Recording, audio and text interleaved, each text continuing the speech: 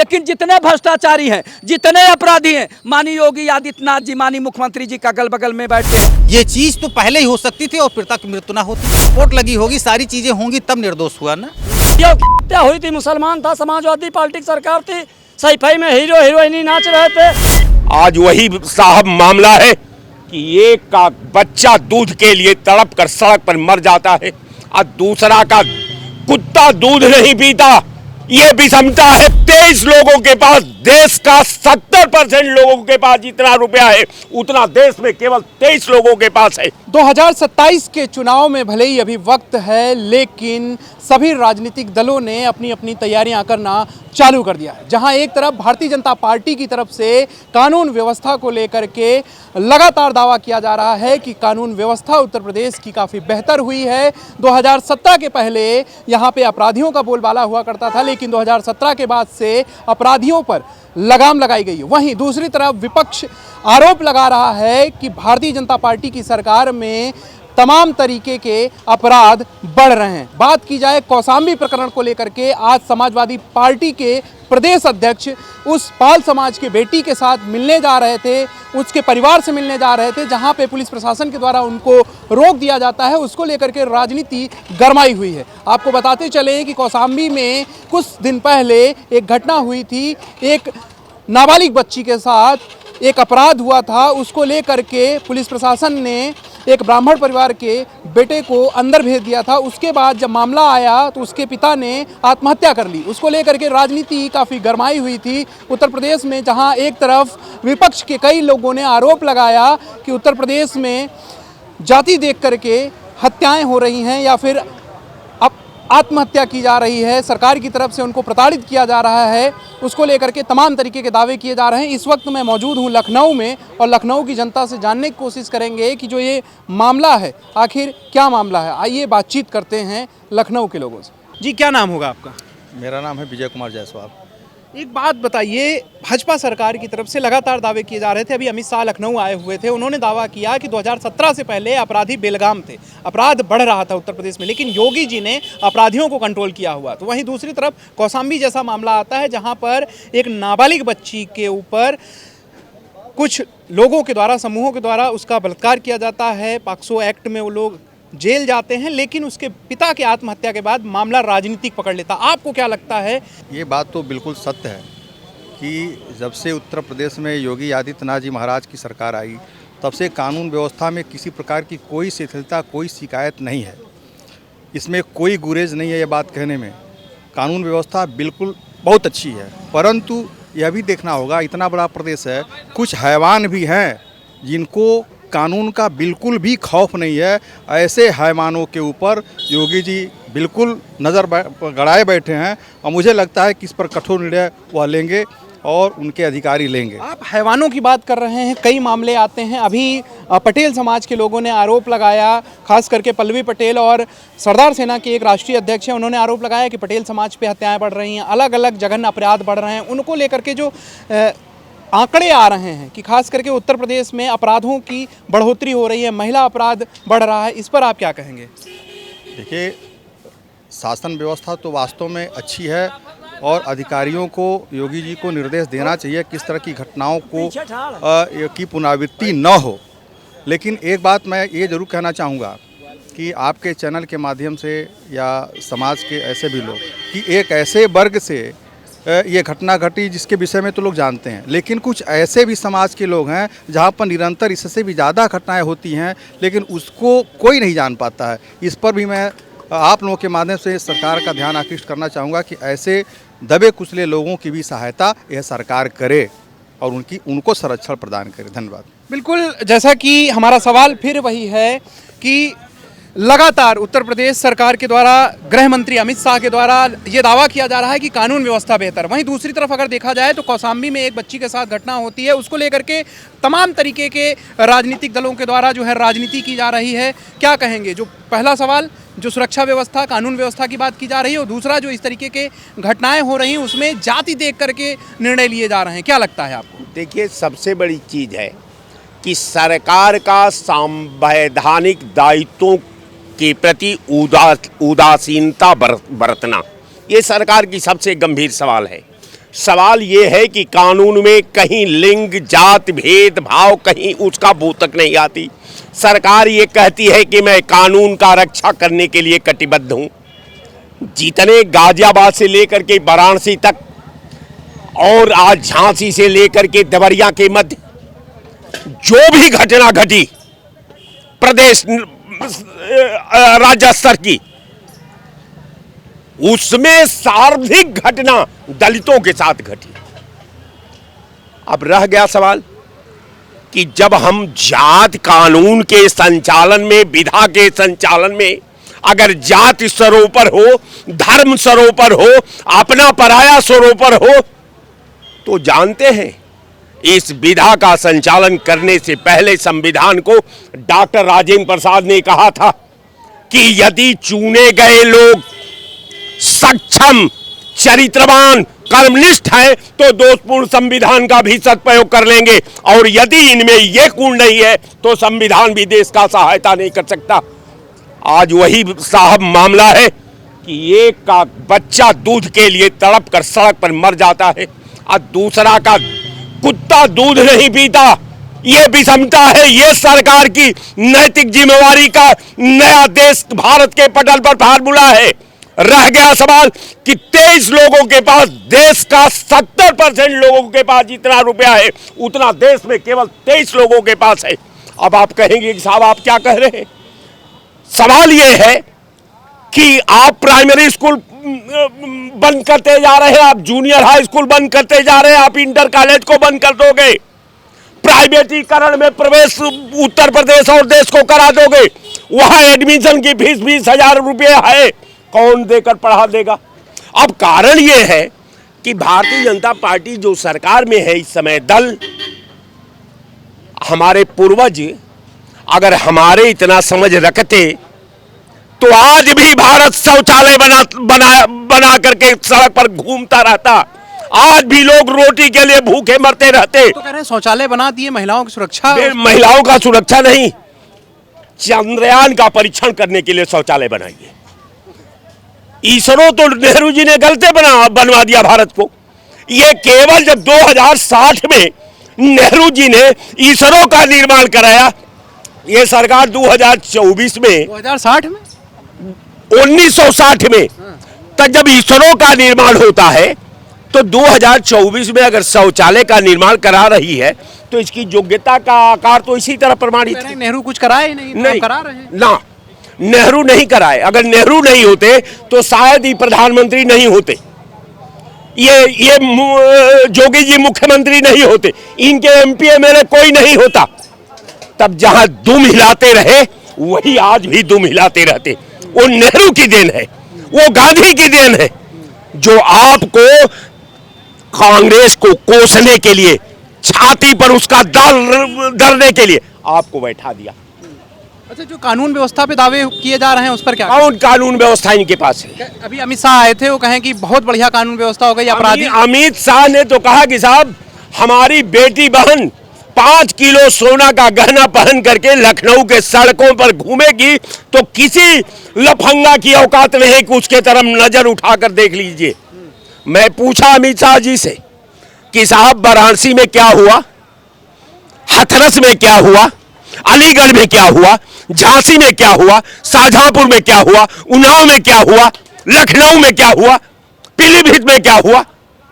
ये कहां हुआ? ये उत्तर प्रदेश के जिला है कि नहीं है? 2017 से पहले मध्य प्रदेश में मैं सवाल थोड़ा पूछ रहा था। मैं 2017 से पहले कहते 2017 से पहले तो और स्थिति। ये तो ये कह रहे थे कि एगो छपरा में ये मेडिकल यूनिवर्सिटी बनवा करके घोषणा कर दिए प्रधानमंत्री जी।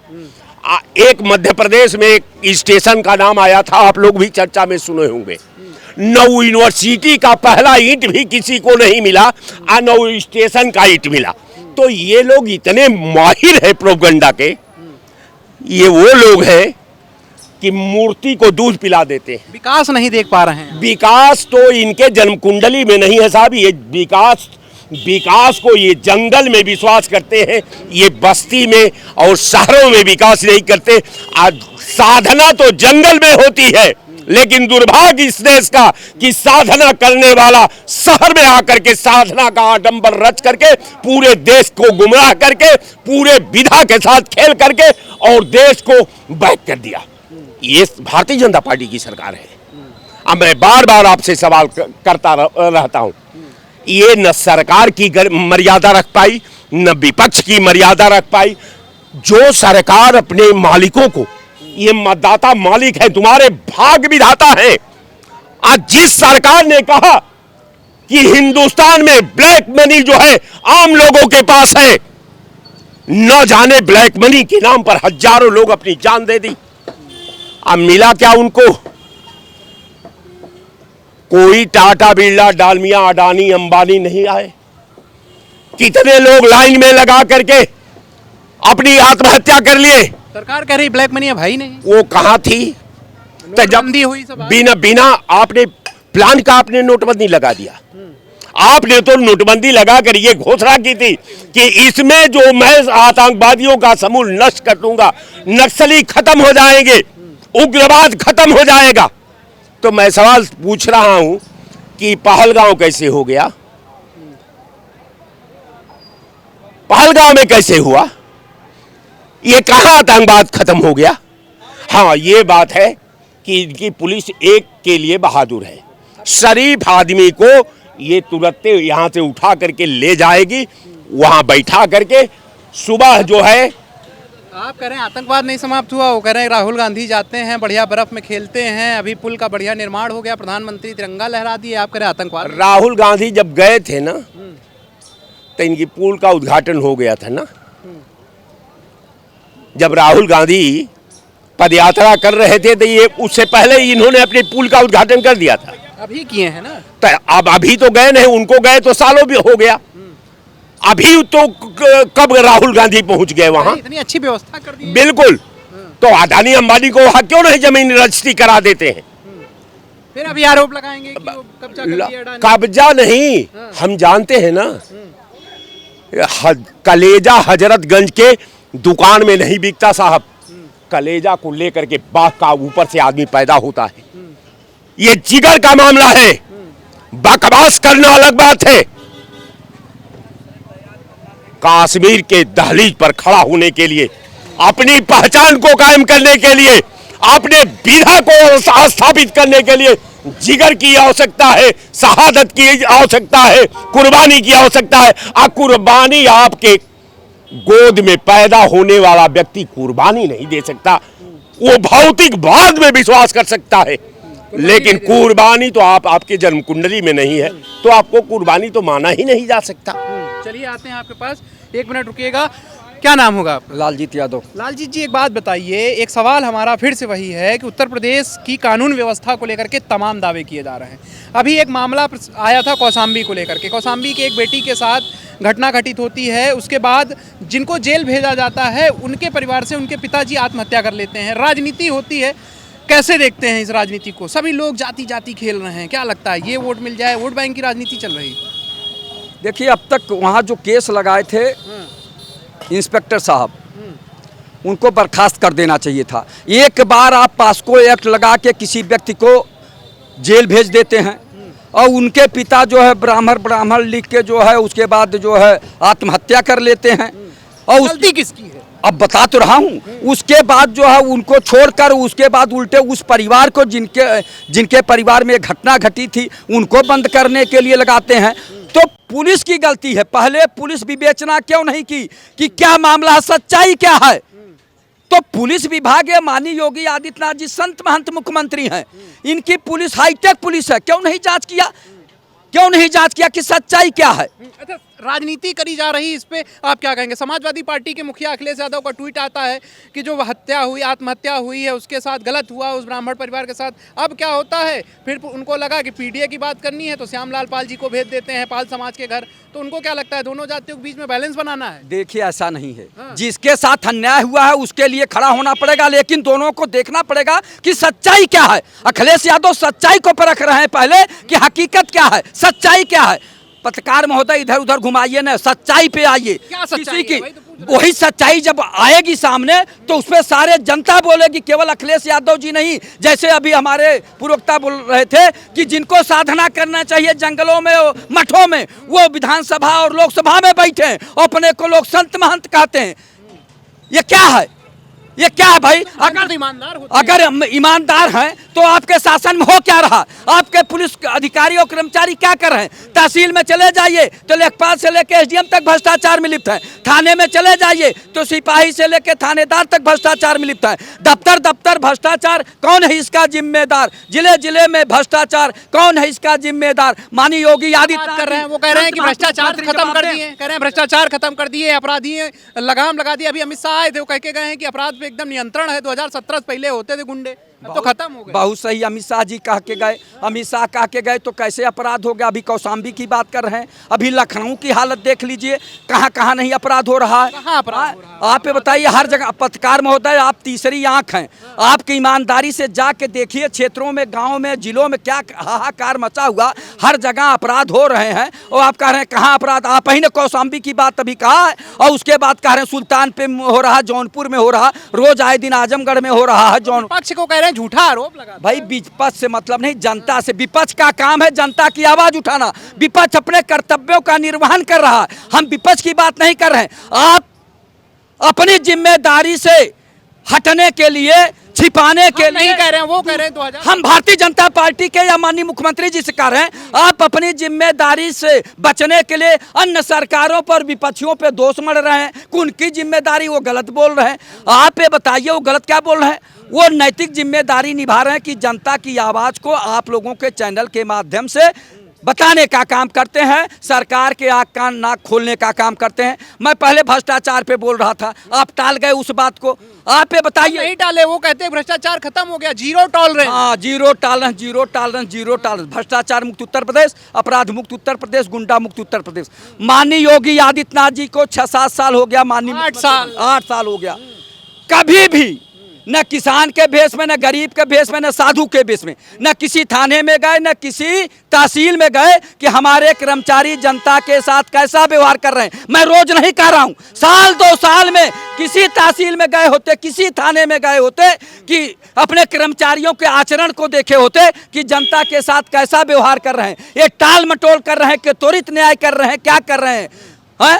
हीला हवाली कर रहे हैं, तो क्या है ये? तो ये देखना चाहिए। लेकिन इनके कर्मचारी जीरो टॉलरेंस केवल कान से सुनते हैं, इस कान से सुनते हैं, उस कान से निकाल देते हैं और भ्रष्टाचार में आकंठ डूबे हुए हैं, भ्रष्टाचार कर रहे हैं, लेकिन उन पे कोई असर नहीं। रोज माननीय मुख्यमंत्री जी जीरो टॉलरेंस कहते हैं। अब जनता उस पर हंसने लगी है कि कौन सा जीरो टॉलरेंस माना जाए माननीय मुख्यमंत्री जी, जब रोज भ्रष्टाचार हो रहा है, रोज अपराध घट रहे हैं, तो कैसा है आपका जो है? और कहते हैं कि गुंडा मुक्त उत्तर प्रदेश, अपराध मुक्त उत्तर प्रदेश, भ्रष्टाचार मुक्त उत्तर प्रदेश। तो ये कहने से काम नहीं चलेगा, धरातल पे इसको उतरना पड़ेगा। जनता को एहसास हो कि हाँ आप भ्रष्टाचार समाप्त कर दिए, अपराध समाप्त कर दिए, ये एहसास होना चाहिए, जनता को महसूस होना चाहिए, तब आपकी जय जयकार होगी। माननीय योगी आदित्यनाथ जी मुख्यमंत्री थे, उनके शासनकाल में इस तरह का शासन चला, लोग सदियों सदियों आपको पूजते। लेकिन जितने भ्रष्टाचारी हैं, जितने अपराधी हैं, माननीय योगी आदित्यनाथ जी, माननीय मुख्यमंत्री जी का अगल बगल में बैठते हैं।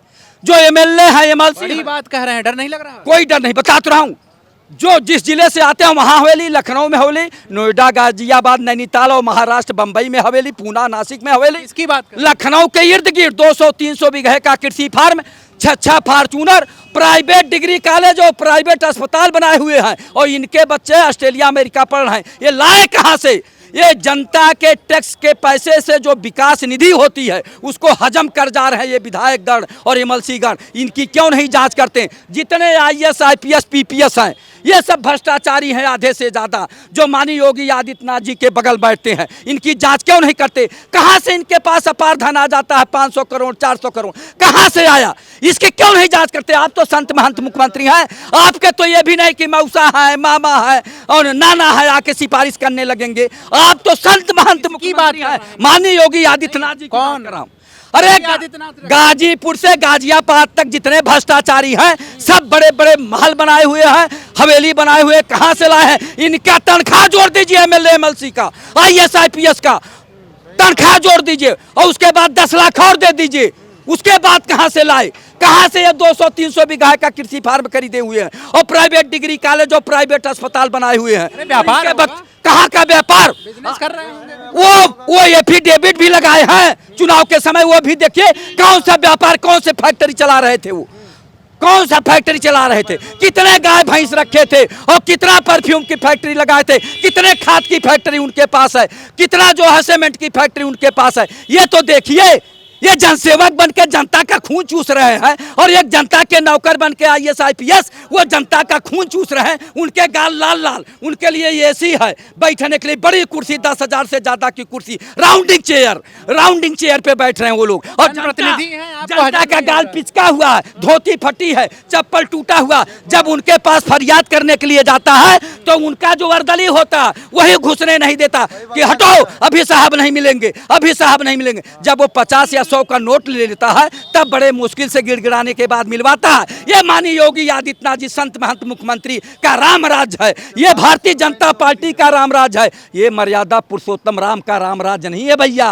ये है भाजपा का राम राज, जहां घोर भ्रष्टाचार हो रहा उसके बाद भी कहते हैं zero tolerance, zero tolerance, zero tolerance. केवल अखबारों में छपता है वो आप लोगों के बड़े बड़े चैनलों पर। माननीय योगी आदित्यनाथ जी आपसे करबद्ध प्रार्थना, हाथ जोड़कर प्रार्थना कर रहा हूं कि कम से कम तहसील और थानों में एक बार दौरा करके देख लीजिए और उनकी फाइलें देख लीजिए कि किस तरह का भ्रष्टाचार हो रहा है। और हम लोग बड़ी अपेक्षा किए थे आपको पूर्ण बहुमत नहीं, प्रचंड बहुमत की सरकार बनवाए, लेकिन उसके बाद भी जो अन्य दलों में अपराधी थे उनको आप लोगों ने गले लगा लिया, चाहे मोदी जी हो और चाहे योगी जी। मोदी जी भी गले लगाए देश स्तर पर और आपने लगा लिया प्रदेश स्तर पर। जितने गुंडे बदमाश अन्य दलों में थे सबको बटोर के पता नहीं कौन सा पानी रखे छिड़क देते हैं, वो साफ पाक हो जाते हैं, लेकिन जनता सब देख रही है। माननीय योगी आदित्यनाथ आपके भारतीय जनता पार्टी का चाल चरित्र चेहरा उजागर हो गया। धन्यवाद। आप हमको ये बताइए, जब सरकार तानाशाही करती है तो विपक्ष का काम होता है लगा के रोड सदन तक, कोर्ट तक विरोध करती है। और जहाँ तक कौन तानाशाह, हाँ? कौन तानाशाह? नहीं, तानाशाही कोई नहीं कह रहा, विपक्ष के लोग 14, 17, 19, 22, 24 गठबंधन नहीं, सब ठगबंधन में यहाँ जा रहे। जहाँ तक सवाल रहा है ये बार बार चाहे जितना कानून व्यवस्था का सवाल है, उस पर क्या कहेंगे? का कानून सवाल है। अरे कानून व्यवस्था जब प्रतापगढ़ में सीओ की हत्या हुई थी, मुसलमान था, समाजवादी पार्टी की सरकार थी, सैफई में हीरो हीरोइनी नाच रहे थे और मुजफ्फरनगर पूरा मुसलमानों के घर जल रहे थे, तब कानून व्यवस्था की आपको आज नहीं आ रही है? तब मुसलमानों के कान की आवाज नहीं आ रही है? और दूसरी चीज हम आपको बताते हैं, ये कहते हैं अनुसूचित जाति के और मुसलमानों के बड़े हमदर्द हैं। आज आजम खान को जेल की शासन की सवारी से समाजवादी पार्टी ने जेल की सवारी तक पहुंचा दिया। यही अनुसूचित जाति का नौकरी का आरक्षण मामला लोकसभा में आया तो माननीय मुलायम सिंह जी ने विरोध किया, बहन मायावती जी का जानलेवा गेस्ट हाउस में हमला किया।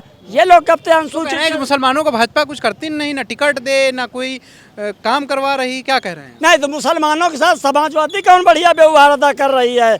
अभी तक जो है आजम खान को भौंका के पश्चिमी उत्तर प्रदेश में जम के जो है असूला, और जो है अब आज की जेल में पड़े हैं। कोई यादव पर मुसीबत पड़ जाती है तो अखिलेश यादव जी पहुंच जाते हैं, और जब आजम खान पर मुसीबत पड़ी है तो न शिवपाल जी न आजम खान वही अखिलेश यादव कोई मिलने पूछ करके नहीं कर रहे। आप क्या करें, जानबूझ के नहीं कर रहे? ये जानबूझ के लोग खुद करार है समाजवादी पार्टी वाले अखिलेश यादव और आजम खान के साथ। जहाँ तक सवाल रहा है, ये जो एक बोल दिया था कुछ सत्ता के नेताओं ने कि हम 400 पार आरक्षण में करेंगे संशोधन, अगर भारतीय जनता पार्टी ने 32 टाइम कार्रवाई कर दी होती तो शायद जो है 37 सीटें अखिलेश यादव नहीं पाते। आरक्षण खत्म, ये खत्म, वो खत्म, ऐसा कुछ नहीं। अगर मोदी जी ने नारा दिया सबका साथ, सबका विकास, सबका विश्वास, तो सबको लेके चल रहे।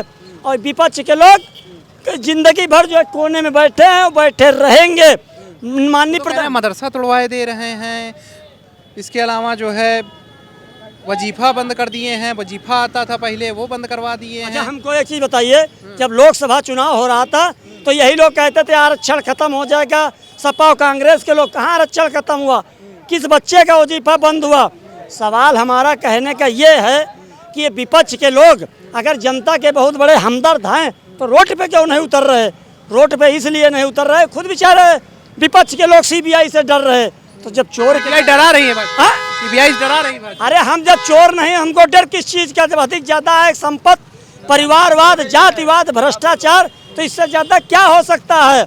और रह गया है प्रधानमंत्री जी ने माननीय अनुप्रिया जी को अपने साथ लिए हैं, जयंत चौधरी जी को साथ लिए, ओम प्रकाश राजभर, संजय निषाद को लिए हैं। अब ये पूछो समाजवादी कांग्रेस वालों से, समाजवादी कांग्रेस वालों से ये पूछिए तुम्हारे पास एससी मुसलमान कौन बड़ा चेहरा है? चेहरा तो कोई है नहीं, केवल ये जनता को आरक्षण के नाम पे कि आरक्षण खत्म हो जाएगा, ये खत्म हो जाएगा, बच्चों का वजीफा बंद हो जाएगा। आपके पास आते हैं, बिल्कुल आते हैं। यही समाजवादी कांग्रेस दफन होते जा रही है। हाँ तो ले लो, क्या कहेंगे? मैं लोग विधानसभा में काहे हार गए पूछ लो।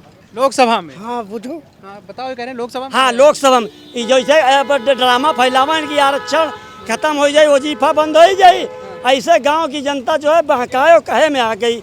अब नहीं आने वाली है। आते हैं, आपके पास सवाल फिर है, और भी लोग हैं जिनसे बात करेंगे, जानने की कोशिश करेंगे। क्या नाम होगा आपका? आनंद मिश्रा एडवोकेट। आनंद जी, बात बताइए कि बड़ा आरोप लग रहा है सरकार के ऊपर कि कानून व्यवस्था धो गई। वहीं पे सरकार की तरफ से कहा जा रहा है 2017 के बाद से जो उत्तर प्रदेश में खास करके योगी आदित्यनाथ सरकार में कानून व्यवस्था सुदृढ़ हुई। क्या लगता है आपको, आपकी क्या राय है? कानून व्यवस्था सुदृढ़ हुई, लेकिन पुनः जब तक जमीनी स्तर पर सरकार इन नौकरशाही लोगों पर अपनी पैनी नज़र नहीं रखेगी, कानूनी व्यवस्था देखने में दुरुस्त है, लेकिन लोगों को कहीं ना कहीं कानून से ही पीड़ा है, क्योंकि कानून के रखवाले ही जनता का शरण करने वाले हैं। तो गड़बड़ी कौन कानून के रखवाले ही कर रहे हैं? रखवाले ही कर रहे हैं, बिल्कुल। कहीं ना कहीं सरकार को प्रशासन के तंत्र पर देखना चाहिए और वाच तहसीलों पर, जिलों पर। अभी गृह मंत्री आए थे, वो कह के गए हैं कि योगी आदित्यनाथ जी ने यहाँ से अपराधियों का खात्मा कर दिया, एकदम बढ़िया, अब तो जो है सब बढ़िया हो गया। एक चीज़ जानिए, अपराधियों का जो नेम फेम में आ गए थे, जो हाई प्रोफाइल हुए थे, वो गिर गए, लेकिन जो उनके नीचे पल पोस रहे थे वो तो बिल्कुल अपने धंधे में बिल्कुल बरकरार है ना। दूसरी चीज़, उनका काम धंधा चल रहा है, उनका शीर्ष टूटा है, जड़ें नहीं कटी। जड़ कटनी जरूरी है। क्या होना चाहिए जड़ कटने के लिए? जड़ कटने के लिए अपराधी, किसी भी तरह का अपराधी हो, उस पर नकेल कसनी चाहिए। उसके लिए केवल जनता के बीच से उसे दंड देना चाहिए और उसे जेल जाना चाहिए। अच्छा, एक सवाल और है, कौशाम्बी प्रकरण को लेकर के उत्तर प्रदेश में इन दिनों राजनीति गरमाई हुई है। अलग अलग राजनीतिक दल जो है, कोई पाल समाज का समर्थन कर रहा है, कोई ब्राह्मण समाज का समर्थन कर रहा है, तो आखिर ये जातिवाद क्यों? ये तो लोग अपनी राजनीतिक पार्टियों के वोट बैंक को बढ़ाने के लिए कभी ब्राह्मण समाज का समर्थन करेंगे, कभी पाल समाज का समर्थन करेंगे, कभी मुस्लिम समाज का समर्थन करेंगे, लेकिन यहाँ बात किसी के समर्थन से नहीं है, यहाँ बात जस्टिस की है कि एक परिवार पीड़ित है। तो जस्टिस आखिर क्यों नहीं मिला, किसकी गलती है? ये कहीं ना कहीं उस लोकल प्रशासनिक तंत्र की कमियां हैं। भाई आईओ इन्वेस्टिगेटर होता, इन्वेस्टिगेशन करता है। दूसरी चीज़, थाने का जो थाना निरीक्षक होता है, उसकी लाइबिलिटी होती, किसी भी एफआईआर को पूर्णतया जांच कर ही एफआईआर दर्ज करे, और किसी के साथ अन्याय नहीं होना चाहिए। अच्छा, अन्याय नहीं होना चाहिए, आपने बड़ी बात बोली। एक बात मैं आपसे पूछना चाहता हूँ, उप मुख्यमंत्री ब्रजेश पाठक का कॉल जाता है, वीडियो कॉल, जिस लड़के ने वो घटना को अंजाम दिया था उससे बात कर रहे हैं, वो वीडियो बड़ा वायरल होता है, तो क्या उप मुख्यमंत्री का इस तरीके का हस्तक्षेप सही है? नहीं, देखिए, हस्तक्षेप सही, अगर वो पीड़ित था इसलिए उनको लगा होगा, क्योंकि जब उसके पिता ने आत्महत्या कर ली और ये लिख करके दिया। दूसरी चीज़, पुलिस ने बाद में उस बच्चे को इन्वेस्टिगेशन में निर्दोष साबित किया। क्यों? ये चीज़ तो पहले ही हो सकती थी और पीड़िता की मृत्यु ना होती। अगर निर्दोष साबित किया है तो समाजवादी पार्टी के प्रदेश अध्यक्ष हैं, आज उस पीड़ित परिवार से मिलने जा रहे हैं जिनके परिवार की बच्ची थी। इतना बड़ा हाईलाइटेड मामला, तो निर्दोष तो ऐसे है नहीं कि अपनी कलम से लिख के दे दिया। तो आज समाजवादी पार्टी के जो प्रदेश अध्यक्ष हैं, मेडिकल रिपोर्ट लगी होगी, सारी चीजें होंगी, तब निर्दोष हुआ ना। और उनके जो प्रदेश अध्यक्ष हैं आज उस पीड़ित बच्ची से मिलने जा रहे हैं, उनके परिवार से मिलने जा रहे हैं, तो क्या मतलब राजनीति हो रही है? बिल्कुल राजनीति हो रही है, बिल्कुल राजनीति हो रही है। समाज को बांटने की, जोड़ने की नहीं, बांटने की ये नीतियाँ हैं। इससे पीड़ित पक्ष तो केवल पीड़ा में ही दबा रहेगा, वो अपनी पीड़ा से, जैसे मरने वाला मर गया और पीड़ित उसका परिवार पीड़ित हो गया। अब इसमें दोनों पीड़ित, पहले वो पीड़ित थे, अब ये पीड़ित हो गए, अब ये निर्दोष हो गए, तो ये तो जांच का विषय है, बिल्कुल तह तक जाना चाहिए। और इनकी मेडिकल रिपोर्ट आती है कि इसमें यौन शोषण नहीं हुआ, तो ये चीज़ तो पहले भी लग सकती थी, वेरीफाई हो सकती थी कि यौन शोषण नहीं हुआ है, और हो सकता है ये पहले अगर आईओ ने किया होता तो उस पिता की मृत्यु ना होती, क्योंकि वो मृत्यु नहीं है, वो अपमान से इतनी ग्लानि थी कि वो कैसे समाज में निकलता। एक पिता जो व्यक्ति सामाजिक प्राणी, मानव एक सामाजिक प्राणी है, कहीं ना कहीं उसकी एक अस्मिता की भी क्षति होती है। नहीं तो वही तो आरोप लग रहे हैं कि उनको ब्राह्मण समाज से थे, इसलिए जो है सरकार की तरफ से उनको बचाया जा रहा है, और वो उनके बच्चे ने ये घटना को अंजाम दिया, इसलिए वो आत्मग्लानि में आत्महत्या कर लिए। अच्छा, इसके पहले अगर सरकार बचा रही थी तो काहे पिता मरता? अरे बेटा जेल गया था, उसको वहीं से फाइनल लग जाता, पिता क्यों मरता? मरने के बाद जब सरकार ने देखा अपने तन को, क्यों एसओ को उसको निलंबित कर दिया, लाइन हाजिर क्यों कर दिया? क्योंकि कमियां उसी पुलिस बूथ स्टेशन में थी, इसी वजह से इतनी बड़ी घटना हुई। और जिस मुद्दे को आज आप अपने बीच में उठा रहे हैं समाज में आकर के, तो कहीं ना कहीं पुलिस तंत्र जो है, जो दोनों तरफ से खिलाता है, पुलिस आप जानिए, सरकार तो भाजपा की है ना, इनको देखना चाहिए कि पुलिस तंत्र इतना भ्रष्टाचार, भाई एक चीज जीरो टॉलरेंस की बात हाँ, करते ये हैं। बिल्कुल सही है। तो उसके जब कोई घटना हुई तो अब उसके अगेंस्ट कार्रवाई होगी। इसके पहले तो आपके मन में बैठे नहीं कि आप क्या करेंगे। भाई गवर्नमेंट तो आप ये मानते हैं कहीं ना कहीं भ्रष्टाचार है? बिल्कुल है, और उसको उस पर नकेल कसी गई है, ऐसी बात नहीं है, लेकिन पूर्णतः समाप्त तो नहीं हो सकता। उसको समाप्त करने के लिए हमको, आपको, सबको शुचिता देनी होगी, शुद्धता देनी होगी, और हर चीज़ में फेयरनेस लाना होगा। जैसे अभी आप थाने चले जाइए तो एक पेपर देखने के लिए पब्लिक का आदमी नहीं देख सकता। अगर मांग ले कि हमारी एफआईआर कॉपी उसको 2 दिन में मिलेगी, एफआईआर करने के लिए उसको 1 महीने दौड़ना पड़ेगा, पुलिस 3 महीने लेट करेगी, पुलिस तो इस वेट में रहती, घटना और बढ़े तब हम एफआईआर करें ना, जब मामला कुछ बहुत ऊपर चढ़ जाए तो। और अगर पुलिस चाहे तो अपराध हो ही ना, अगर पुलिस चाह ले तो हर थाने, हर हल्के में आईओ सिपाही अलर्ट हैं, पूरी खबर लाते हैं, तो अपराध हो ही ना, क्योंकि अपराध करने वाले को पहले ही नियंत्रित कर लिया जाए तो अपराध कहाँ से होगा। लेकिन पुलिस तो वेट में रहती है, कुछ अपराध होगा तो कुछ अपराधी देगा, कुछ पीड़ित पक्ष देगा। आप समझिएगा, ये व्यवस्था पुलिस की वो है। मैं तो 7 साल से प्रैक्टिस कर रहा हूँ, मैं बहुत अच्छी तरह से सबसे वाकिफ़ हूँ, हर तंत्र से वाकिफ़ हूँ, कहाँ क्या लोग लेते हैं। एडवोकेसी कर रहा हूँ, बहुत शुचिता से करता हूँ एडवोकेसी, बहुत शुचिता से। चलिए, तो आपने देखा अलग अलग राय है लोगों की, अलग अलग कहानियां हैं, उसको लेकर के, कौशाम्बी वाले मामले को लेकर के, कानून व्यवस्था पर भी लोगों की अपनी अपनी राय है। कुछ लोगों का मानना है वाकई में कानून व्यवस्था सही हुई है, कुछ लोगों का मानना है कि नहीं, कानून व्यवस्था अभी भी उतना सही नहीं हुई है जितने दावे किए जा रहे हैं। अगर बात करें अमित शाह के बयान की, तो लोगों का कहना है कि घटनाएं घटित हो रही हैं और उन घटनाओं पर कोई भी नियंत्रण नहीं है। अभी भी सरकार को ध्यान देना होगा और पूरी तरीके से नियंत्रण रखना होगा। वीडियो जर्नलिस्ट सनी के साथ मैं आलोक दीक्षित, #भारत न्यूज़ लखनऊ।